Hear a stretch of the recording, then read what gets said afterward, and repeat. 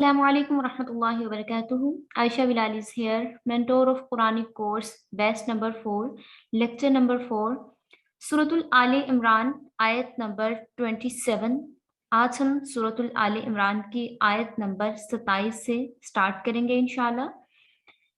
उम्मीद है आप सब ठीक ठाक होंगी, सेहत और ईमान की बेहतरीन हालत में होंगी इंशाल्लाह। अल्लाह रब्बुल इज़्ज़त से दुआ है हमें सही सही पढ़ने और उस पर अमल करने की तौफीक अता फरमाए।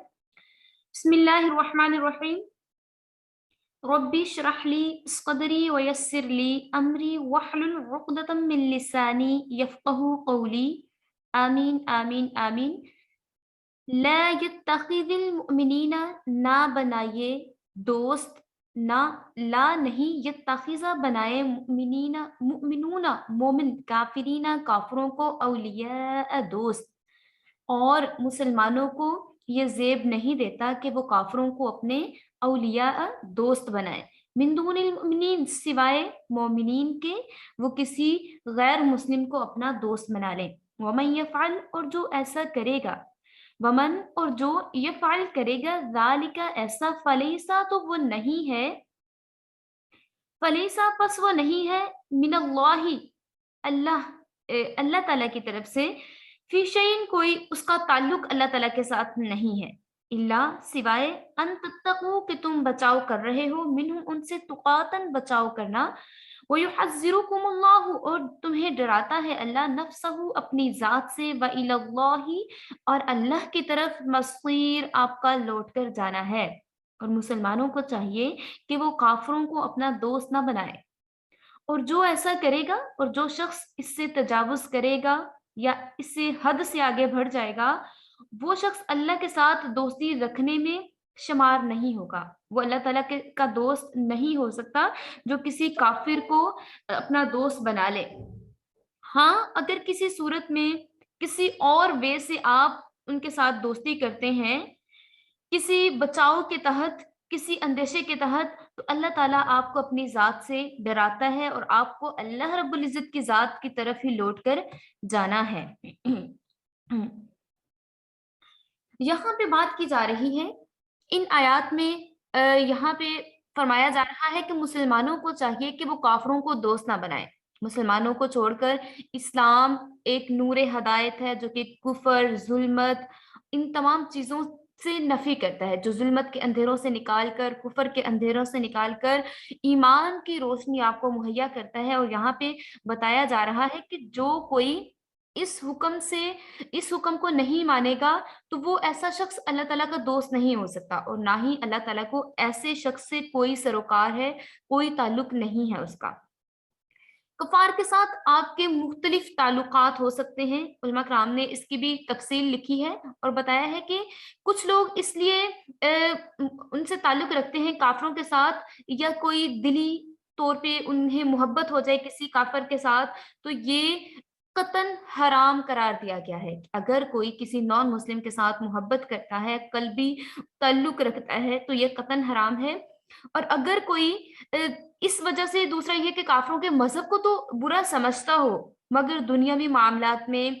हुस्न इखलाक से पेश आता हो, अच्छे सलूक के साथ उनके साथ पेश आता हो, तो ये इस्लामी रवादारी है। ये इस तरीके से उनके साथ ताल्लुकात रखना जायज है। पहले जो बात की थी, अगर मुहब्बतन और कल्बी मोहब्बत की वजह से मोहब्बत रखी जाए उन लोगों से, नॉन मुस्लिम के साथ, काफिरों के साथ, तो वो कतन हराम है। दूसरा, काफिरों के मजहब को तो बुरा समझता हो, जैसे कि हिंदू हैं और हिंदुओं को बुरा समझा जाए, उनके मजहब को बुरा समझा जाए, मगर इंसानियत के नाते दुनियावी मामलात में उनके साथ अच्छे इखलाक के साथ पेश आया जाए, उसने सलूक के साथ उनके साथ पेश आ जाए, तो ये इस्लामी रवादारी है। और तीसरा क्या हो सकता है कि काफिरों के मजहब को बुरा जानता हो, उनके मजहब को, तो वो कहता हो कि हाँ, इनका मजहब ठीक नहीं है, मेरा इस्लाम ही मजहब ठीक है, मगर किसी दुनियावी लालच की वजह से मुसलमानों के मुकाबला में उनकी मदद करता हो, तो ये भी कतन हराम और कबीरा गुनाह है। ٹھیک ہے کافروں, لیکن اب چوتھی بات کی جا رہی ہے کافروں کی طرف دلی طور پر اسے کوئی رغبت نہ ہو, نہ ہی ان کے مذہب کو اچھا سمجھتا ہو, لیکن کفار کی حکومت ہو اور اس شخص کو جانی نقصان پہنچنے کا کوئی اندیشہ ہو. اس صورت میں ظاہری تعلق اس حد تک جائز ہے کہ وہ اپنے اسلامی اس کے جو احکامات ہیں, اللہ رب العزت کے احکامات, ان میں وہ کوئی خلاف ورزی نہ کرے, لیکن وہ ان کی حکومت کو مانتے ہوئے, ان کی حکومت میں رہتے ہوئے اپنے بھی وہ تمام کے تمام معاملات کو درست رکھے, لیکن جس وہ کنٹری میں یا جس حکومت کے زیر نگرانی وہ رہ رہا ہے ان کے رولز اینڈ ریگولیشنز کو بھی وہ فالو کرے. ٹھیک ہے, تاکہ اس کو زندگی گزارنے میں کسی قسم کی کوئی مشکل کا سامنا نہ کرنا پڑے. پانچواں, غیر مسلموں کے ساتھ احسان, ہمدردی اور یہ چیزیں, یہ ساری ان کے ساتھ جائز ہیں. اگر کوئی غیر مسلم جو ہے وہ کما نہیں سکتا یا معذور ہے یا ان کے ساتھ اچھا سلوک کیا جائے تو یہ اسلام اس کو جائز قرار دیتا ہے. کسی کی ہمدردی کرنا, کسی کی جان کو خطرہ ہے اس کی ہمدردی کر دینا انسانیت کے ناطے تو یہ جائز ہے. لیکن یہاں پہ کہا گیا ہے کہ آپ نے اس وجہ سے ان کو دوست نہیں بنانا کہ آپ اسلام کی یا اپنے ملک کی یا ایسی باتیں ان لوگوں کے ساتھ شیئر کریں جس سے اسلام کو خطرہ ہو, جس سے آپ کے ملک کو خطرہ ہو, جس سے آپ کی کمیونٹی کو خطرہ ہو. ٹھیک ہے, یہ چیزیں ان کے ساتھ آپ شیئر نہیں کر سکتے, لیکن انسانیت کے ناطے, ہمدردی کے ناطے, حسن اخلاق کے ناطے اور آپ حسن سلوک, خوش خلقی اور حسن سلوک سے ان لوگوں کے ساتھ پیش آیا جا سکتا ہے, ان کی ہیلپ بھی کی جا سکتی ہے اور ان کو صدقہ بھی دیا جا سکتا ہے. جو اہل کتاب ہے ان کو آپ صدقہ بھی دے سکتے ہیں. ٹھیک ہے, فرما دیجئے ان تخفو, اگر تم چھپاؤ گے, ما فی صدورکم, جو تمہارے دلوں میں ہے, او تبدو, یا پھر تم ظاہر کر دو, یعلم اللہ, اسے جانتا ہے اللہ, ویعلم, اور وہ جانتا ہے, ما فی السماوات, جو آسمانوں میں ہے, وما فی الارض, اور جو کہ زمین میں ہے, واللہ, اور اللہ, علی کل شیء قدیر, ہر چیز پر قدرت رکھنے والا ہے. جو کچھ آپ کے دلوں میں ہے آپ اس کو پوشیدہ رکھے ہوئے ہو یا جو آپ کی زبان پہ ہے آپ سب کے سامنے اس کو ظاہر کر دیتے ہو, کوئی چیز جتنی بھی چھپی ہوئی ہے وہ 7 پردوں کے اندر ہے, یا کوئی چیز کتنی بھی عیاں ہے سب کے سامنے نظر آنے والی ہے, اللہ رب العزت ہر چیز کو جانتا ہے. اگر چیز ایسی ہے, اگر آپ سب کے سامنے جو شو کر رہے ہو اس کے بیہائنڈ پہ بھی منافقت ہے تو اللہ رب العزت اس کو بھی جانتا ہے. کچھ آپ چھپا لیتے ہو, کچھ آپ ظاہر کرتے ہو, جو کچھ آپ ظاہر کرو گے اللہ اس کو بھی جانتا ہے, جو کچھ آپ چھپاؤ گے اللہ اس کو بھی جانتا ہے. اللہ آپ کے سینوں میں چھپی ہوئی تمام کی تمام باتوں کو جانتا ہے, اور اللہ تعالیٰ وہ بھی تمام باتوں کو جانتا ہے جو کہ زمین میں, جو آسمان میں, جو زمین کے اندر چھپی ہوئی ہیں اور جو آسمان میں ہے, سب کے سب معاملات اللہ رب العزت کے انڈر ہیں. کوئی چیز بھی اللہ رب العزت کی قبضہ قدرت سے مخفی اور چھپی ہوئی نہیں ہے. اللہ تعالیٰ ہر چیز پر قدرت رکھنے والی ذات ہے. یوم, جس دن, تجدو, پائے گا, کلو نفس, ہر شخص, ما عملت, جو اس نے کیا, من خیرن, کوئی نیکی. اور اس دن کو یاد کیجئے جس دن ہر شخص اس نے جو کچھ کمایا ہوگا, اگر اس نے کوئی نیکی کی ہوگی وہ اس کو پالے گا, محضرا, وہ اس کو پالے گا, وما عملت, اور جو اس نے کیا ہوگا, من سوء, کوئی برائی, اگر کسی نے کوئی برائی کی ہوئی ہوگی, اگر کسی نے کوئی نیکی کی ہوئی ہوگی تو وہ کبھی بھی چھپی ہوئی نہیں رہے گی, اس کو اس کا پورے کا پورا حساب دیا جائے گا. جیسے کہ پچھلی آیت میں بیان ہوا ہے, اللہ رب العزت سے کوئی چیز بھی پوشیدہ نہیں ہے, چاہے وہ زمین کے اندر چھپی ہوئی کیوں نہ ہو. اور اسی طرح سے اس دن جس شخص نے جو اعمال کیے ہوں گے, چھوٹی سی نیکی کی ہوگی, رستے سے پتھر اٹھا دیا ہوگا, کسی کو ایک گلاس پانی پلا دیا ہوگا, کسی کی طرف, اپنی والدہ کی طرف مسکرا کے دیکھ لیا ہوگا, اس کو اتنی چھوٹی چھوٹی نیکیوں پہ اللہ رب العزت اس کی نیکی کو کاؤنٹ کرے گا. اور جب ہمیں بڑی نیکیوں کی ضرورت ہوگی تو یہ چھوٹی چھوٹی نیکیوں کا ثواب جب زیادہ کر کے دکھایا جائے گا تو اس کو بھی کاؤنٹ کیا جائے گا, اور ہر شخص کو اس کے کیے کے مطابق اس کا اجر ملے گا. اگر اس نے کوئی نیکی کی ہوگی تو اس کو نیکی کا پھل ملے گا, اور اگر کسی نے کوئی گناہ کیا ہوگا, وما عملت من سوء, اور اگر کوئی برائی کرے گا, سوءن, کوئی برائی, ٹھیک ہے, تو اس کو اس کی برائی کا بھی حساب دینا ہوگا کہ جو اس نے برائی کی ہے. तवद्दु आरज़ू करेंगे। फिर उस दिन क्या होगा, जिन्होंने गुनाह किए होंगे, तवद्दु वो ख्वाहिश करेंगे, तवद्दु लऊ वो ख्वाहिश करेंगे, लऊ काश, अन्ना बैनहा कि इसके दरमियान, बैनहू व बैनहू और उसके दरमियान, इनके दरमियान और उनके दरमियान, अमदन फासला है, बईदन बड़ी दूर का। फिर वो लोग कहेंगे कि ये फासला क्यों आ गया, हम काश इससे भी ज्यादा नेकियां कर चुके होते, इससे भी ज्यादा अजर कमा चुके होते, इससे भी ज्यादा हमने अपने आमाल को दुरुस्त कर लिया होता। तवद्दु अन्न बैनहा व बैनहु अमदम बईदा, और उस दिन हर शख्स ख्वाहिश करेगा कि जो उसके दरमियान है और जो मुसाफत और फासला है, उस फासले को वो क्रॉस कर सके। वयुहज़्ज़िरुकुमुल्लाहु नफ़्सहु, और अल्लाह ताला तुम्हें डराता है अपनी जात से, वल्लाहु और अल्लाह रऊफ़ुन शफ़क़त करने वाला है, बिल इबाद अपने बंदों पर। अल्लाह ताला आपको किस चीज से डरा रहा है? अल्लाह ताला आपको डरा रहा है उस चीज से जो कि एक बहुत बड़ा गड़ा है, जिसके अंदर सांप है, जिसके अंदर बिच्छू है, जिसके अंदर ऐसी आग है जिसको 70 साल तक जलाया गया, उसका कलर चेंज हो गया, पहले वो स्याह हो गई, फिर वो जर्द हो गई, फिर वो उसका कलर रेड हो गया। उस चीज से आपको डराया जा रहा है ताकि आप नेक अमाल कर लें और फिर अल्लाह ताला की जात आप पे रऊफ हो जाए। रऊफ जो कि शफकत फरमाने वाला है, किन लोगों पर? जो कि उसकी मानकर चलते हैं, जो अल्लाह रब्बुल इज्जत की मान के चलते हैं। अल्लाह रब्बुल इज्जत ऐसे बंदों पर बेहद मेहरबान है। वल्लाहु रऊफुम बिल इबाद, और अल्लाह ताला अपने बंदों पर बड़ा मेहरबान है। क्योंकि अल्लाह ताला चाहता है कि अपने बंदों को सजाए आखिरत से बचाए, और बचने का तरीका क्या बताया है कि आपने आमाले बद नहीं करने, आपने आमाले बद को तरक कर देना है, और इसलिए आपको डराया जा रहा है। और साथ ही साथ अल्लाह ताला ने बता दिया कि अल्लाह ताला शफकत फरमाने वाली जात भी है, जो कि शफकत फरमाती है अपने उन बंदों पर जो कि अल्लाह रब्बुल इज्जत की मान कर चलते हैं। कुल कह दीजिए, फिर आगे अल्लाह ताला अपनी मोहब्बत का जिक्र फरमा रहा है। कुल कह दीजिए, इन कुंतुम अगर तुम हो तो हिब्बूना मोहब्बत करते अल्लाह अल्लाह से, अगर तुम मोहब्बत करते हो अल्लाह ताला से, फत्तबिऊनी तो पैरवी कीजिए। किसकी? मोहम्मद अरबी सल्लल्लाहु अलैहि वसल्लम की भी पैरवी कीजिए। युहब्बिबकुमुल्लाह तो तुमसे भी मोहब्बत करेगा अल्लाह, व यगफिर लकुम और तुम्हें बख्श देगा, मुआफ फरमा देगा, क्योंकि वो जात बड़ी रऊफ है, वो आपको बख्श देगा। जुनूबिकुम आपके गुनाहों को, वल्लाहु गफूर रहीम और अल्लाह ताला बख्शने वाला मेहरबान है। अगर आप चाहते हैं कि अल्लाह रब्बुल इज़्ज़त आपसे मोहब्बत करे तो आप इत्तबा कीजिए, पैरवी कीजिए मोहम्मद अरबी सल्लल्लाहु अलैहि वसल्लम की, तो अल्लाह रब्बुल इज़्ज़त की ज़ात आपसे मोहब्बत फरमाएगी, आपके तमाम गुनाहों को बख्श दिया जाएगा, आपकी बख्शिश फरमा दी जाएगी, गुनाहों के ऊपर एक रिमूवर फेर दिया जाएगा और आपको बिल्कुल पाक और साफ कर दिया जाएगा। बेशक अल्लाह रब्बुल इज़्ज़त की ज़ात बड़ी मेहरबान बख्शने वाली जात है।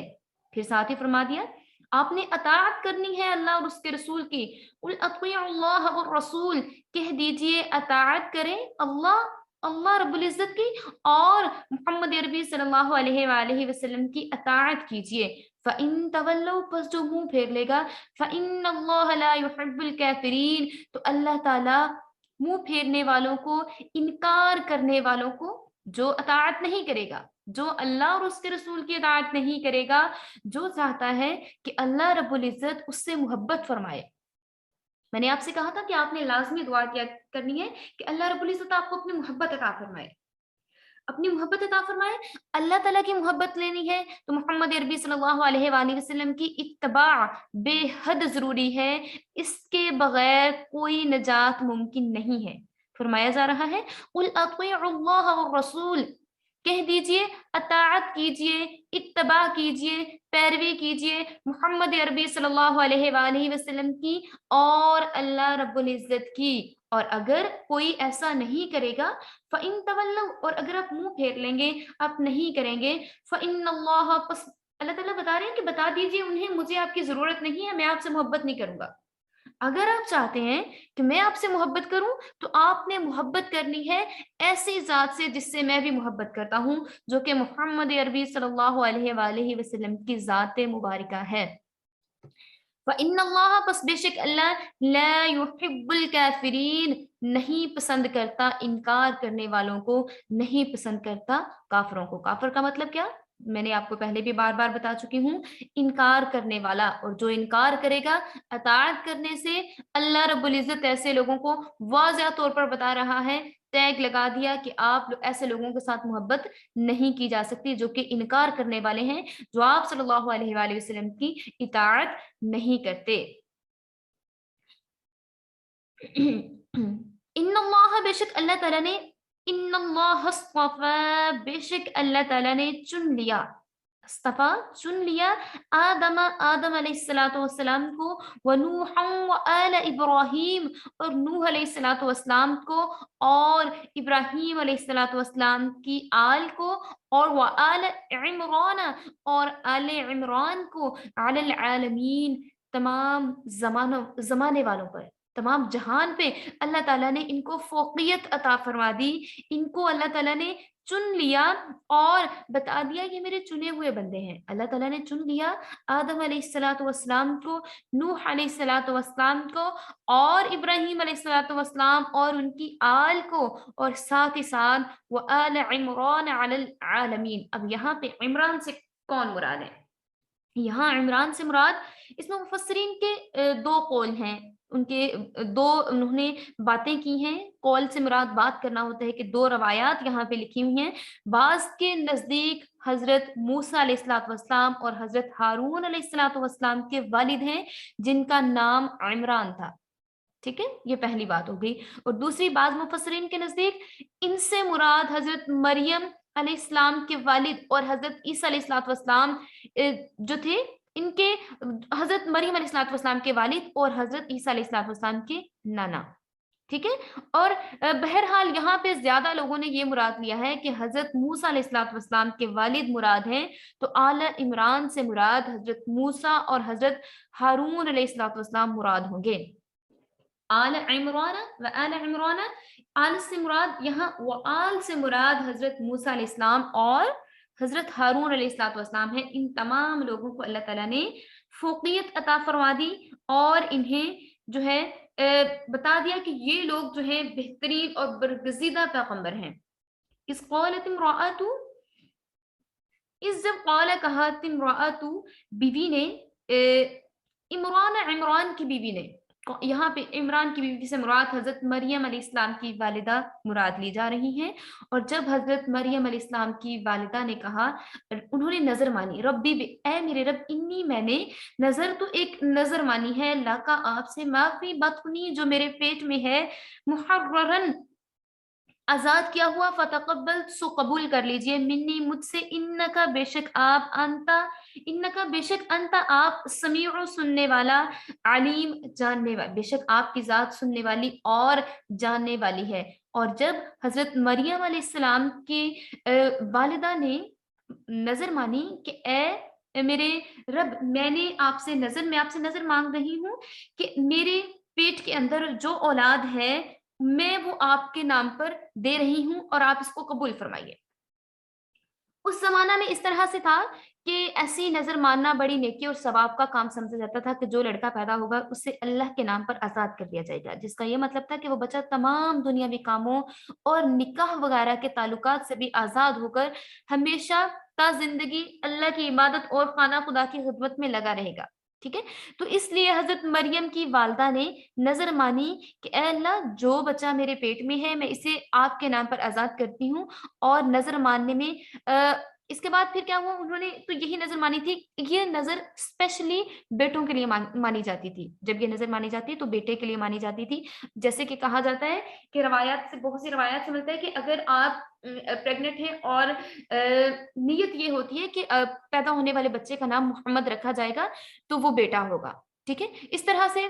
مینس کہ وہاں تب یہ نظر مانی جاتی تھی کہ میں جو اولاد پیدا ہوگی اس کو اللہ کے نام پہ وقف کر دوں گی، اور پھر وہ بیٹا پیدا ہوتا تھا اور بیٹے کو وقف کر دیا جاتا تھا اللہ کے نام پہ۔ لیکن کیا ہوا کہ حضرت مریم علیہ السلام پیدا ہوئی. پھر جب یہ پیدا ہوئی ان کو بھی بالکل ایسے ہی ان کی والدہ نے رکھا کہ انہیں ایک کمرے میں رکھا گیا اور حضرت زکریا علیہ السلام ان کی پرورش کیا کرتے تھے. یہ ساری سٹوری انشاءاللہ آپ کے ساتھ شیئر کی جائے گی جیسے ہی ہم سورت مریم پر پہنچیں گے انشاءاللہ. ٹھیک ہے.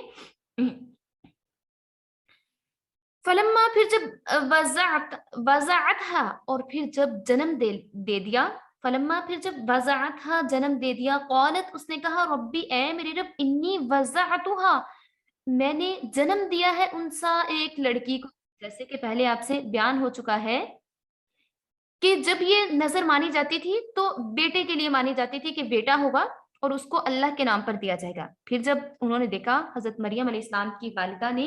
کہ ان کے بیٹی نے جنم لیا ہے تو انہوں نے کہا کہ اے میرے رب میرے تو ایک بیٹی نے جنم لیا ہے. واللہ اور اللہ اعلم خوب جانتا ہے بما جو وضعت اس نے جنا اس نے جو پیدا کیا اللہ تعالیٰ خوب جانتا ہے. ولیس الذکر اور نہیں بیٹا کل انسا بیٹی کی مانند. وانی اور میں سمیتها میں نے اس کا نام رکھا ہے مریم مریم. وانی اعیذها اور میں اس کو پناہ میں دیتی ہوں بکا تیری وذریتہا اور اس کی اولاد کو من الشیطان الرجیم شیطان مردود کے شر سے محفوظ رکھتے ہوئے میں اس کو آپ کی کفالت میں دیتی ہوں. پھر جب حضرت مریم علیہ السلام کی والدہ نے دیکھا کہ انہوں نے نظر مانی تھی اللہ تعالیٰ نے ان کو اولاد دی مریم علیہ السلام کی صورت میں جو کہ ایک بیٹی تھی تو انہوں نے کہا کہ میں اپنی بیٹی کا نام پھر بھی اگر یہ میری بیٹی ہے اس کے باوجود میں اس کو اللہ تعالیٰ کی عبادت کے لیے ہی وقف کروں گی. اور اس لیے انہوں نے کیا کیا کہ انہوں نے نام ان کا مریم علیہ السلام رکھا جن کا مطلب یہ تھا کہ عبادت گزار عبادت کرنے والی. پھر انہوں نے حضرت مریم علیہ السلام کو لیا اور لے کر بنی اسرائیل کے عبادت خانہ میں پہنچی اور وہاں کے جو مجاورین تھے اور عابدین تھے جو کہ عبادت کرنے والے تھے ان میں حضرت زکریا علیہ السلام بھی تھے. ان سے جا کر کہا کہ اس لڑکی کو جو کہ حضرت مریم علیہ السلام تھی ٹھیک ہے اس لڑکی کو میں نے خاص اللہ رب العزت کے لیے میں نے نظر مانی تھی اس لیے میں اس کو اپنے پاس نہیں رکھ سکتی سو اس کو میں لے کے آئی ہوں آپ لوگ اس کو اپنے پاس لے کے رکھیے. چونکہ حضرت عمران حضرت مریم کے والد بنی اسرائیل کی عبادت گاہ کے امام تھے اور حالت جب وہ پریگننٹ تھی حضرت مریم علیہ السلام کی والدہ تو ان کی والد کی وفات ہو چکی تھی جو کہ حضرت عمران تھے. تو اس لیے ہر شخص وہاں پہ جو بھی عبادت گزار تھا عبادت کرنے کے لیے وہاں پہ موجود تھا سب کی یہ کوشش تھی کہ یہ ایک تو امام صاحب کی بیٹی ہے اور دوسرا کہ انہوں نے اللہ تعالیٰ کے لیے اس کو وقف کیا ہے تو ہر ایک کی یہی کوشش تھی کہ وہ اس کو گود لے کہ وہ اس کو پالنے کی خواہش رکھتا تھا. لیکن حضرت زکریا علیہ السلام جو تھے انہوں نے کہا کہ میں بچی کا خالو ہوں اور کیونکہ حضرت مریم علیہ السلام کی جو والدہ تھیں وہ حضرت زکریا علیہ ان کی والدہ کی جو بہن تھیں وہ حضرت زکریا علیہ السلام کی مسز تھیں تو اس لیے حضرت زکریا علیہ السلام نے کہا کہ میں بچی کا خالو ہوں اور میرے گھر میں ان کی خالہ ہیں اور خالہ جو ہے وہ ماں کی طرح سے ہوتی ہے اس لیے میں ہی اس کو اپنے پاس رکھوں گا. مگر لوگ اس پہ راضی نہ ہوئے اور اس پہ جھگڑا ہونا شروع ہوا. آخر قرآن اندازی سے یہ فیصلہ قرار پایا کہ قرآن اندازی کی جائے اور قرآن اندازی بھی عجیب غریب طریقے سے ہوئی. اس لیے اس کی بھی انشاءاللہ آپ کو ڈیٹیل بتائی جائے گی بیان کی جائے گی کہ کس طریقے سے قرآن اندازی ہوئی اور حضرت زکریا علیہ السلام کے پاس حضرت مریم علیہ السلام کس طرح سے آئے. فتقبلها تو قبول کر لیا ربها اس کے رب نے بقبول قبول کرنا حسن اچھے طریقے سے تو اس کے رب نے اس کو قبول کیا اچھے طریقے سے وانبتها اور اس کو پروان چڑھایا نباتن بڑھانا حسنا اچھا وکفلها اس کو سپرد کر دیا زکریا علیہ السلام کے. پھر اللہ رب العزت نے اچھے طریقے سے عمدہ طریقے سے ان کو حضرت زکریا علیہ السلام کے پاس بھیج دیا اور حضرت زکریا علیہ السلام ان کے سرپرست بنے اور ان کی بڑے اچھے طریقے سے ان کی پرورش ہوئی. وہ امبتہا اور ان کو پروان چڑھایا مینس کہ ان کی پرورش بڑے اچھے طریقے سے ہوئی حضرت زکریا علیہ السلام کے پاس. علما جس وقت داخل ہوتے علیہ اس کے پاس زکریا المحراب زکریا علیہ السلام حجرے میں کمرے کے اندر جب داخل ہوتے حضرت زکریا علیہ السلام تو وہ کیا دیکھتے تھے وجد عندها تو وہ پاتے رزقا ان کے پاس رزق جب حضرت زکریا علیہ الصلوۃ والسلام حضرت مریم علیہ الصلوۃ والسلام کے پاس محراب یعنی کمرے کے اندر داخل ہوتے تو وہ پاتے ان کے پاس رزق پڑا ہوا ہے، یعنی کہ کھانے پینے کے کچھ چیزیں پڑی ہوئی ہیں جن میں کچھ فروٹس ہیں، کھانے پینے کی دوسری چیزیں ہیں، پانی ہے، یہ تمام چیزیں ان کے پاس پڑی ہوئی ہوتی تھی۔ قال کہا یا مریم، اے مریم، انا لکی ھذا، یہ کس طریقے سے پاسبل ہو گیا؟ قال کہا یا مریم، اے مریم، انا کہاں سے، لاکی تمہارے لیے، ھذا یہ تمہارے پاس کہاں سے آیا؟ قالت حضرت مریم علیہ الصلوۃ والسلام نے کہا ہوا یہ من عند اللہ، اللہ تعالیٰ کے پاس سے آیا ہے، ان اللہ بے شک اللہ تعالیٰ یرزق رزق دیتا ہے من یشاء جس کو چاہتا ہے، بغیر حساب بغیر حساب کے اللہ تعالیٰ رزق عطا عنایت فرماتا ہے۔ اب یہاں پہ فَتَقَبَّلَهَا رَبُّهَا بِقَبُولٍ حَسَنٍ جو فرمایا جا رہا ہے، اس میں یہ بتایا گیا کہ اللہ تعالیٰ نے ان کی اس نیکی کو اچھے طریقے سے قبول کر لیا، اور جو قرآن اندازی ہوئی اور اس میں حضرت زکریا علیہ الصلوۃ والسلام غالب آئے، ان کے پاس حضرت مریم علیہ الصلوۃ والسلام آ گئیں، تو اللہ تعالیٰ نے حضرت مریم علیہ الصلوۃ والسلام کو حضرت زکریا علیہ الصلوۃ والسلام کے پاس پرورش کے لیے چھوڑ دیا، اور ان کی پرورش بڑے عمدہ طریقے سے ہوئی، عمدہ طریقے سے اس طریقے سے ہوئی کہ عام بچوں کی جیسے پرورش ہوتی ہے اس سے تھوڑی ہٹ کے، کیونکہ اللہ رب العزت کی طرف سے بڑے معجزات ہوتے تھے ابھی جبکہ وہ بہت چھوٹی تھی، کہ حضرت زکریا علیہ الصلوۃ والسلام عبادت کے لیے چلے جاتے، وہ عبادت کے لیے جب چلے جاتے تو پیچھے سے حضرت مریم علیہ الصلوۃ والسلام کو محراب یعنی کمرے میں چھوڑ جاتے تھے اور عبادت کے لیے چلے جاتے، لیکن جب واپس پلٹتے اور آ کے دروازہ کھولتے کمرے کا اور دیکھتے کہ وہاں پہ ان کے پاس پھل رکھے ہوتے تھے، کچھ فروٹس ہوتے تھے اور کھانے پینے کی دوسری چیزیں رکھی ہوئی ہوتی تھی، تو یہ ان سے پوچھتے کہ میں باہر سے اس کو لاک لگا کے گیا تھا۔ حضرت زکریا علیہ الصلوۃ والسلام کہتے کہ میں نے باہر سے لاک لگایا تھا، لیکن یہ چیزیں اور جو آپ کے پاس فروٹس بھی ہوتے ہیں وہ بے موسمی فروٹس ہوتے ہیں، لائک اگر سردی ہے تو ان کے پاس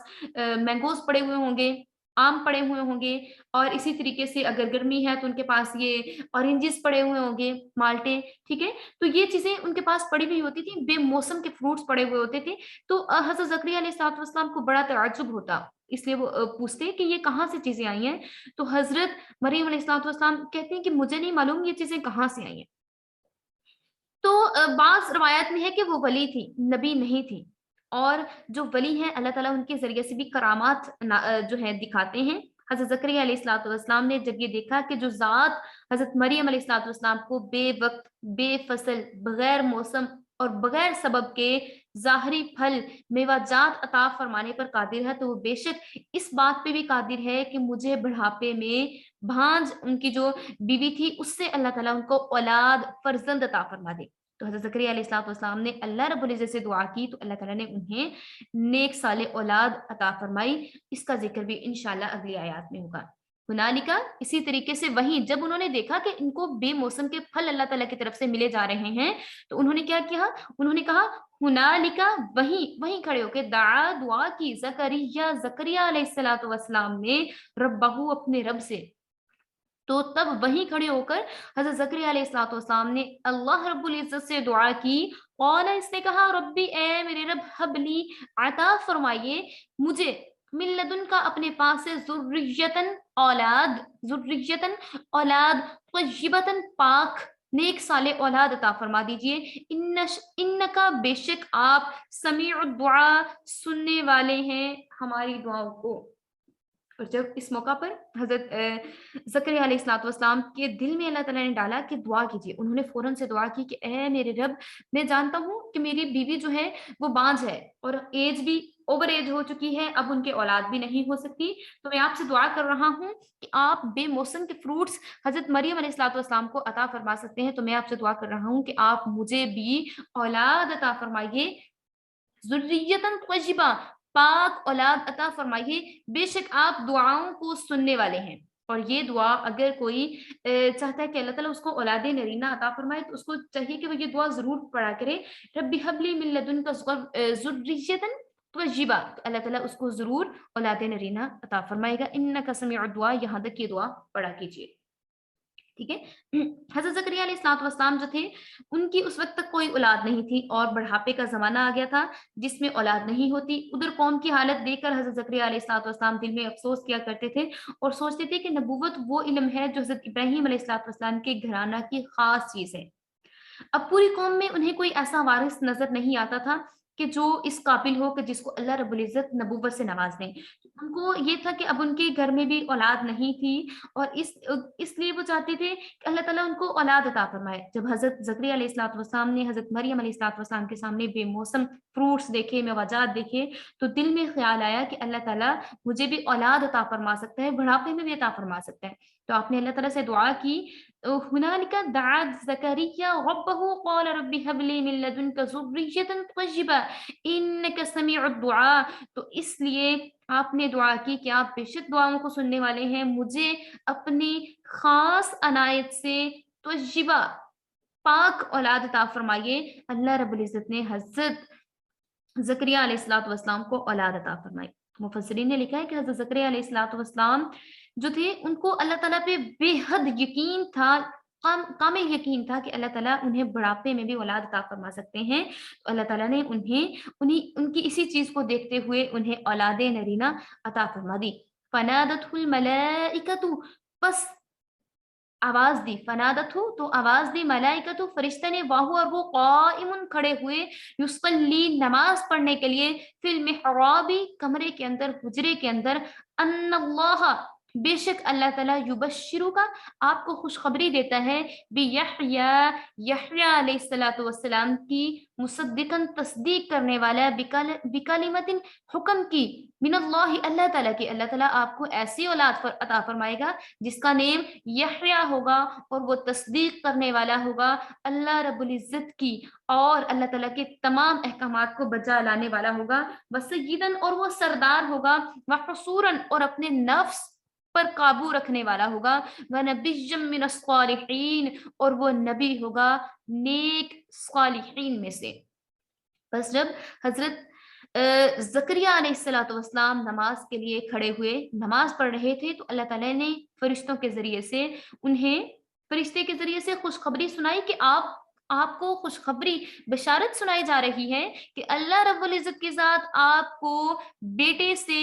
نیک صالح جو دعا کی تھی، ذریۃ طیبہ، اللہ تعالیٰ آپ کو پاک اولاد طیبہ اولاد سے نوازے گا. اور وہ اولاد کیسی ہوگی؟ وسیداً وحصورا ونبیًّا من الصالحین اور وہ اللہ رب العزت کے حکم کو بجا لانے والی، سردار اور اپنے نفس کو قابو رکھنے والی اور نبی اور نیک صالح اولاد آپ کو عطا فرمائی جائے گی. اللہ تعالیٰ نے خصوصیات بتا دی کہ حضرت یحییٰ علیہ الصلوۃ والسلام کی خصوصیت یہ تھی کہ اللہ تعالیٰ نے انہیں کہا کہ یہ ایسے نبی ہوں گے جو بالکل پاک پاکیزہ ہوں گے اور وہ طیبہ، جیسے کہ طیبہ کی انہوں نے دعا کی تھی کہ مجھے نیک صالح اولاد چاہیے، تو اللہ تعالیٰ نے، کیونکہ ان کو یقین تھا کہ اللہ تعالیٰ انہیں نیک صالح اولاد عطا فرمائیں گے، تو اللہ تعالیٰ نے ساتھ میں کوالٹیز بھی بتا دی کہ جو آپ نے دعا کی تھی اللہ تعالیٰ آپ کو ایسی ہی کوالٹی والا بیٹا عطا فرمائے گا جو کہ نیکوکار ہوگا. قال کہا، ربی اے میرے رب، انا کیسے ہوگا؟ پھر فرمایا، ان کو تھوڑا سا ڈاؤٹ ہوا نا، انہوں نے کہا کہ یہ میں نے تو دعا کر دی تھی لیکن مجھے اب یقین نہیں آ رہا کہ یہ ایسا کیسے ہو سکتا ہے. انہوں نے کہا، حضرت زکریا علیہ الصلوۃ والسلام نے اللہ تعالیٰ سے، دیکھیں کیسے بات کر رہے ہیں، کیسے ان کی گفتگو ہو رہی ہے اللہ تعالیٰ سے. قال ربی انا یکون لی، کہا اے میرے رب یہ کیسے ہوگا، غلام ایک بیٹا، لڑکا، وقد بلغنی الکبر جبکہ مجھے پہنچ چکا ہے بڑھاپا. میرے بیٹا کس طریقے سے ہو سکتا ہے جبکہ میں تو بڑھاپے کو پہنچ چکا ہوں. کبر بڑھاپے کو، وامرأتی اور میری عورت، عاقر بانجھ ہے، اور میری عورت جو ہے وہ ایسی ہے کہ جو پریگنٹ نہیں ہو سکتی، بانجھ ہے. قال کہا، اللہ رب العزت کی ذات نے فرمایا، کذالک اللہ اور اللہ تعالیٰ اسی طریقے سے کرتا ہے، یفعل ما یشاء جو چاہے اس کو اللہ تعالیٰ کر سکتا ہے. اللہ تعالیٰ نے فرمایا کہ آپ کو بیٹا بھی عطا کیا جائے گا اور آپ دیکھیں گے کہ کس طریقے سے حضرت زکریا علیہ السلام بڑے تعجب سے پوچھ رہے ہیں اللہ رب العزت کی ذات سے، انا یکون لی غلام وقد بلغنی الکبر، کہ میرے کیسے بیٹا ہو سکتا ہے جبکہ میں بوڑھا ہو چکا ہوں اور میری عورت بانجھ ہے۔ تو اللہ رب العزت نے فرمایا کہ آپ پریشان نہ ہوں، آپ دیکھیے گا کہ کس طریقے سے آپ کو نیک صالح اولاد عطا فرمائی جائے گی۔ جب فرشتوں نے حضرت زکریا علیہ السلام کو اولاد کی خوشخبری سنائی تو حضرت زکریا علیہ السلام نے بڑی مسرت سے، بڑے تعجب سے عرض کیا کہ میرے پروردگار، اے اللہ رب العزت، میرے لڑکا کیسے ہو سکتا ہے؟ میری حالت یہ ہے کہ مجھے بڑھاپا آ چکا ہے اور میری بیوی بھی ایسی نہیں جو بچے کو جن سکے۔ تو اللہ تعالیٰ نے فرمایا کہ اللہ تعالیٰ اسی طریقے سے چاہتا ہے جس طریقے سے کر سکتا ہے۔ حضرت کلبی رحمہ اللہ تعالیٰ سے روایت ہے کہ اس وقت حضرت زکریا علیہ السلام کی عمر جو ہے وہ 92 ایئرس تھی، 92 سال ان کی عمر تھی، لیکن دوسرے جو ہے ایک روایت میں ہے، حضرت زہاق کہتے ہیں کہ ان کی عمر جو ہے 120 ایئرس اور تھی، 120 سال تھی۔ کچھ روایات میں ملتا ہے کہ حضرت زکریا علیہ السلام کی عمر مبارک 120 سال تھی، لیکن کچھ روایت میں ہے کہ ان کی 92 سال عمر تھی۔ اور اسی طرح سے جو ان کی مسز تھی ان کی ایج 100 کے قریب تھی، وہ 98 ایئرس اولڈ کی تھیں، مینس کہ وہ 98 سال کی تھیں۔ ٹھیک ہے، حضرت زکریا علیہ السلام نے کہا کہ دیکھیں میری بھی اتنی زیادہ عمر ہو چکی ہے، میری بیوی کی بھی اتنی زیادہ عمر ہو چکی ہے، تو یہ کس طریقے سے ہوگا؟ تو اللہ تعالیٰ نے کہا کہ آپ اسے بتا دیجئے کہ آپ کا بیٹا، آپ کو ایسی اولاد عطا فرمائی جائے گی جو کہ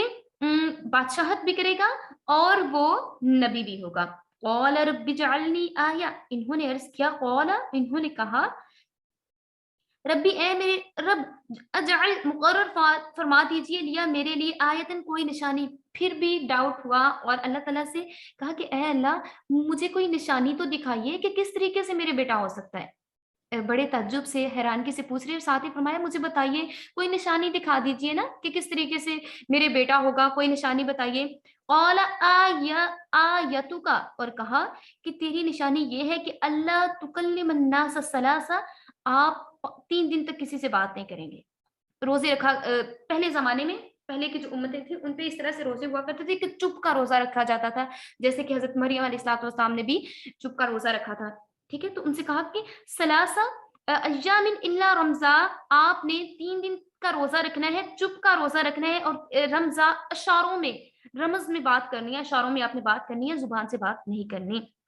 وذکر، آپ نے یاد کرنا ہے، ربک، اپنے رب کو، کثیرن، کثرت کے ساتھ، اور آپ نے جب یہ 3 دن کا روزہ رکھنا ہے، چپ کا روزہ رکھنا ہے، تو آپ نے کثرت سے اپنے رب کی عبادت کرنی ہے، کسی سے بات کرنی ہے تو اشاروں کے ذریعے سے بات کرنی ہے۔ وسبح، اور تسبیح بیان کرنی ہے، بالعشی والابکار، صبح اور شام اپنے رب کی تسبیح بیان کرنی ہے۔ جب حضرت زکریا علیہ السلام نے کہا اے میرے رب آپ کوئی نشانی دکھائیے، کوئی نشانی مقرر کر دیجئے کہ جس سے مجھے پتہ چل جائے کہ میری بیوی واقعی پریگنٹ ہو چکی ہے، اور میں آپ کا، تاکہ میں آپ کا شکر گزار بن جاؤں اور میں آپ کے شکر میں مشغول ہو جاؤں۔ تو اللہ تعالیٰ نے کہا تمہاری نشانی یہ ہے کہ تم 3 دن تک لوگوں سے بات نہیں کرو گے، اشارے سے یا سر کے اشارے سے یا ہاتھ کے اشارے سے لوگوں سے بات کرو گے، اور اس کے سوا آپ نے کیا کرنا ہے کہ اللہ تعالیٰ کا ذکر کرنا ہے کثرت کے ساتھ، زبان سے تسبیح بیان کرنی ہے، اور صبح کے ٹائم، شام کے ٹائم، صبح شام اللہ رب العزت کی تسبیح بیان کرتے رہنا ہے، اور یہی آپ کی شکر کی نعمت ہوگی کہ آپ نے شکر کرنا ہے، اور شکر میں اللہ رب العزت کو یاد کرنا ہے۔ اور بعض بزرگان نے لکھا ہے کہ حضرت زکریا علیہ السلام کی یہ جو دعا ہے، قرآنی دعا، رب ہب لی من لدنک ذریۃ طیبہ انک سمیع الدعاء، اس کو پڑھنا جو چاہتے ہیں کہ صاحب اولاد ہوں اور اللہ تعالیٰ انہیں اولاد نرینہ عطا فرمائے، تو وہ یہ دعا کثرت سے پڑھیں تو اللہ تعالیٰ انہیں اولاد نرینہ سے عطا فرمائے گا۔ وآخر الدعوانا ان الحمد للہ رب العالمین۔ آیت نمبر 41 تک آج ہمارا کمپلیٹ ہوا ہے، انشاءاللہ نیکسٹ ہم آگے بڑھیں گے۔